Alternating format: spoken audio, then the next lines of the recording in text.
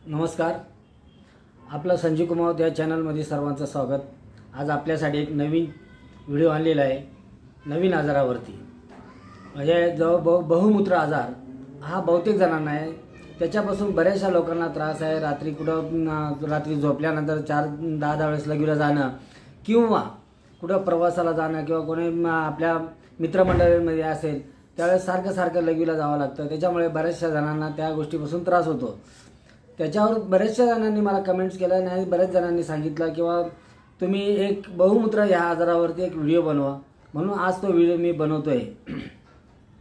त्यासाठी लागणारी आपल्याला सामग्री 40 ml पाणी घ्यायचं आहे, 10 ग्रॅम बेलाचा जो गर असतो बेलगिरी तो घ्यायचा आहे आणि अर्धा चम्मच सुंठ पावडर घ्यायची आणि हे संपूर्ण सामग्री ही उकळून घ्यायची. अष्टमांश काढा बनवायचा आहे आणि तो गाळून आपल्याला सकाळीच खाली पोट घ्यायचा आहे. सेम पद्धत संध्याकाळी सुद्धा घ्यायची आहे. 2 टायमाला घेतल्यानंतर 1 तास काही खायचं नाही आहे. आपण हा जो बहुमूत्राचा आजार आहे याच्यातून पूर्णपणे मुक्त होऊ.